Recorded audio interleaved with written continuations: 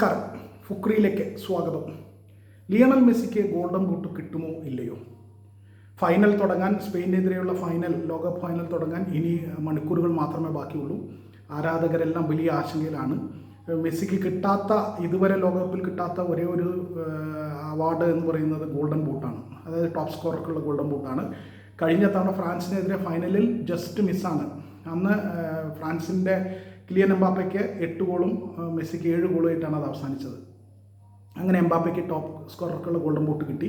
ഇത്തവണയും എംബാപ്പെ തന്നെയാണ് മെസ്സിയുടെ എതിരാളി.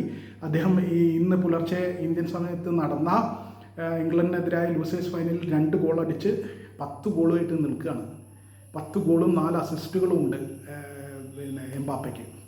അതേസമയം മെസ്സിക്ക് 8 ഗോളും 4 അസിസ്റ്റുകളുമാണ്. അപ്പോൾ ഇന്ന് ഫൈനലിൽ സ്പെയിനെതിരെ 2 ഗോളുകൾ കൂടി അടിച്ചാലും എംബാപ്പയ്ക്ക് ഒപ്പം എത്തുള്ളൂ. 10 ഗോളും 4 അസിസ്റ്റും. അങ്ങനെ വരുമ്പോൾ എല്ലാം ഈക്വലാവുമ്പോൾ, ഗോളിലും അസിസ്റ്റും ഈക്വലാവുമ്പോൾ ഫിഫ നോക്കുന്നത് ഏറ്റവും കുറഞ്ഞ സമയത്തിനുള്ളിൽ ഏറ്റവും കൂടുതൽ ഗോളടിച്ചതാണ് ആരാണെന്ന്. അത് എംബാപ്പെ തന്നെയാണ്. എംബാപ്പയാണ് കുറഞ്ഞ സമയം കളിച്ച് കൂടുതൽ ഗോളടിച്ചിട്ടുള്ളത്.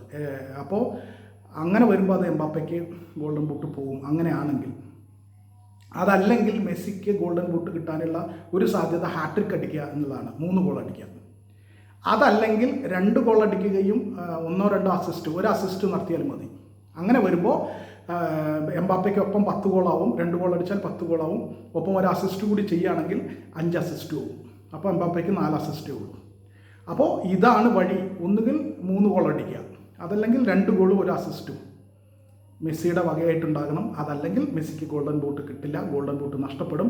അത് ഇത്തവണയും കഴിഞ്ഞ തവണത്തെ പോലെ തന്നെ കടുത്ത പോരിനൊടുവിൽ കിലിയൻ എംബാപ്പെ തന്നെ നേടും. എന്തായാലും ഇന്ന് സ്പെയിനെതിരെ മെസ്സി എത്ര ഗോൾ അടിക്കും എന്ന ആരാധകരുടെ ആകാംക്ഷയിലാണ് മുഴുവൻ കളിയും ഇരിക്കുന്നത്. എന്തായാലും നമുക്ക് നോക്കാം എന്തൊക്കെയായിരിക്കും മെസ്സി ചെയ്യാൻ പോകുന്നത് എന്ന്.